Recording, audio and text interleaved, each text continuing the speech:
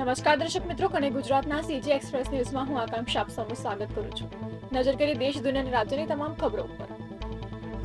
Ahmedabad highway પર ગમખ્વાર અકસ્માતમાં 2 યુવકોનું મોત નીપજ્યું છે. પૂરપાટ ઝડપે દોડતી ટ્રકે સામેથી આવતી કારને અડફેટે લેતા તેમાં સવાર અમદાવાદના 2 યુવકોના ઘટના સ્થળે જ કમકમાટી ભર્યા મોત નીપજ્યા હતા.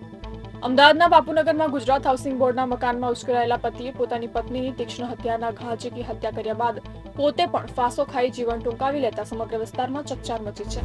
અમદાવાદનો સૌથી વ્યસ્ત સુભાષ બ્રિજને અંતે તોડી પડાશે. સુભાષ બ્રિજનું અલગ અલગ નિષ્ણાતો પાસે ટેસ્ટિંગ કરાવવામાં આવ્યું હતું, જેમાં કન્સલ્ટન્ટ એજન્સીઓએ બ્રિજને તોડી પાડવાની સલાહ આપી હોવાનું જાણવા મળ્યું છે. સુપ્રસિદ્ધ મ્યુઝિક એપ સ્પોટીફાયની 300 TBની મ્યુઝિક ફાઇલ્સની ચોરી કરાઈ છે. અન્ના આર્કાઇવ નામના ગ્રુપે આટલા જંગી પ્રમાણમાં ગીતોની ચોરી કરીને તેને ટોરેન્ટ પર નાખી દીધી છે, જે ફ્રી મોબાઈલ એપ છે. હિન્દુઓ પર અત્યાચારને લઈને હવે બાંગ્લાદેશમાં વધી રહેલા કટ્ટરવાદ સામે ભારતમાં ગુસ્સો ફાટી નીકળ્યો છે. દિલ્હી સ્થિત બાંગ્લાદેશ હાઈ કમિશન સામે વિશ્વ હિન્દુ પરિષદ બજરંગ દળ દ્વારા વિરોધ પ્રદર્શન યોજવામાં આવ્યા હતા. આસામમાં ફરી એકવાર તણાવ વધ્યો છે. અશાંત કાર્બી આંગલોંગ જિલ્લામાં વિરોધીઓના 2 જૂથો વચ્ચે અથડામણ બાદ હિંસા ફાટી નીકળી હતી, જેમાં 2 લોકોના મોત થયા છે, જ્યારે 38 પોલીસ કર્મીઓ સહિત 45 અન્ય ઘાયલ થયા છે.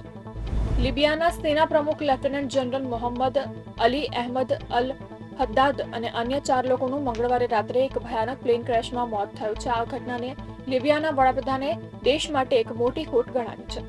રશિયાએ સોમવારે રાતે યુક્રેન પર 650થી વધુ ડ્રોન અને 3 ડઝન મિસાઇલ છોડી હતી. આ વ્યાપક હુમલો રાતે શરૂ થયો હતો અને મંગળવાર સુધી ચાલુ રહ્યો હતો. આ હુમલામાં 4 વર્ષના બાળક સહિત 3ના મોત નીપજ્યા છે.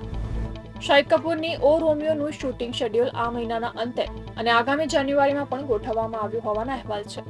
વિશાલ ભારદ્વાજના પ્લાન પ્રમાણે આ ફિલ્મ આગામી વેલેન્ટાઇન ડે રિલીઝ થવાની છે.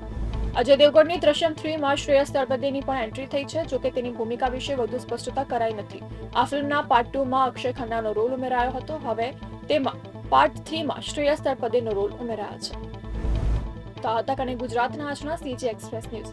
નવા સમાચારો અને વધુ અપડેટ માટે તમે જોડાયેલા રહો કનેક્ટ ગુજરાત સાથે. ત્યાં સુધી મને રજા આપશો.